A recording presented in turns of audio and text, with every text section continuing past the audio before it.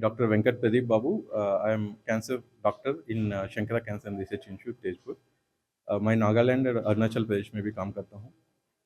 बहुत बार ये देखा गया है कि लोगों को कैंसर के बारे में बहुत मिसकंसेप्शंस है. In the same way autism करके एक कंडीशन है जो बच्चों का डेवलपमेंट अलग तरीके से होता है, थोड़ा डिले हो सकता है. उसके बारे में भी कई सारा मिसकंसेप्शंस है. लोगों को समझ में नहीं आता है कि ऑटिज्म क्या होता है. जब भी ऐसा कंडीशन होता है उनको ऑलमोस्ट सामाजिक बहिष्कृत हो जाता है, पेरेंट्स को और बच्चों को, बिकॉज वो बाकी लोगों को समझ में नहीं आता है. ऐसा नहीं कि वो लोग करना चाहते हैं, बट समझ में नहीं आता ये चीज़ क्या है. इनफैक्ट मेरे बच्चा को जब ऑटिज्म डायग्नोज हुआ था, मुझे भी समझ में नहीं आया था. ऑटिज्म बहुत ही रेयर कंडीशन होता था उस समय में. लेकिन जब हम ये शुरू किया इसके बारे में बात करना, पता चला कि तेजपुर और सोनीतपुर के आसपास ही बहुत सारा लोग हैं जिनका ऑटिज्म कंडीशन है और बहुत दूर ट्रैवल कर रहे हैं ऑटिज्म के लिए. तो हम ये कोशिश कर रहे हैं कि सारे मदर्स को इकट्ठा करें, एक दूसरे से बात करवा दे और उनको सही तरह से गाइडेंस दिलवा दे थ्रू चाइल्ड साइकियाट्रिस्ट. बिकॉज हमको इतना बड़ा मेंटल फैसिलिटी है, मेंटल हेल्थ फैसिलिटी है, Lokopriya Gopinath institute of regional health mental health.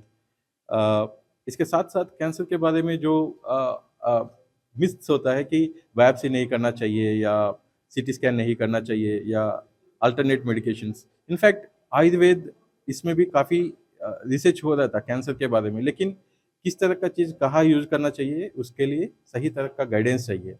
And जो भी लोगों के मन में डाउट्स आता है उनको क्लियर करने के लिए जो इंडिया का प्रमुख ऑन्कोलॉजिस्ट है, डॉक्टर रघुनाथ राव, डॉक्टर गोविंद बाबू, डॉक्टर घनश्याम विश्वास, डॉक्टर सुजीत, जो लगभग 40-50 साल कैंसर के फील्ड में वर्क किए थे, उनका एक्सपीरियंस कम्युनिटी से डायरेक्टली कनेक्ट करने के लिए एक कोशिश है. ये कोशिश तो Vishwa Pragya foundation, Vishwa is my son who is artistic, Pragya is my daughter, उनके फाउंडेशन विश्व प्रज्ञा फाउंडेशन के तो हम कोशिश कर रहे हैं कि कैंसर और ऑटिज्म के बारे में लोग डिस्कस करें. जब डिस्कस करेंगे ऑटोमेटिकली अवेयरनेस बढ़ेगा और बहुत सारा चीज़ें क्लियर हो जाएगा. जब क्लियर हो जाएगा हम स्टेज 4 में बहुत सारा पेशेंट्स को देखने का जरूरत नहीं पड़ता है. बिकॉज वो स्टेज 4 में जब देखता है पेशेंट और फैमिली के साथ हमको भी बहुत दिक्कत होता है, वो बहुत ही पेनफुल कंडीशन होता है. तो इस तरह का चीज़ों को ये मीटिंग का जो समरी है, इनका मीनिंग है, वो डिसमिनेट करने में मीडिया का बहुत बड़ा रोल है. बिकॉज कई ज़्यादा इन्वेंशंस होता है, बट उसको सही तरह से पब्लिश और उनको डिसमिनेट करना कि ये चीज़ अवेलेबल है करके लोगों को बताने में मीडिया का ही प्रमुख रोल है. तो उसी तरह के लिए इसलिए आज हम 9 बजे शुरू किया तो 9 बजे मीडिया यहाँ प्रेजेंट है. इससे ज़्यादा मैं कई जगह काम किया था, इतना सारा फूड्स. आज कुछ दिन पहले नीलम दत्ता जी के पास मैं वीडियो देख रहा था, जो जहाँ 5 ग्राम का पेस्टिसाइड होना चाहिए वहाँ 50 ग्राम यूज किया जा रहा है. तो हम वरी हो रहा है कि किस चीज़ के लिए कैंसर हो रहा है. जहाँ हम हर एक चीज़ का, मैं जो बोल रहा था, डोज का फैक्टर है. तो जो भी लिमिट में होने से, पेस्टिसाइड्स कई बार एसेंशियल होता है लेकिन वो लिमिट में होना चाहिए. तो ये लिमिट में होने से तब वो केमिकल्स हमारा डीएनए को इफेक्ट नहीं करेगा. द सेम वे इन्वायरमेंट में जो चेंजेस हो रहे हैं, हमारा फूड, वाटर, ये सब भी इम्पॉर्टेंट चीज़ है. वैसे ही बिटल नट, वो एक लिमिट में लेने से वो औषध है.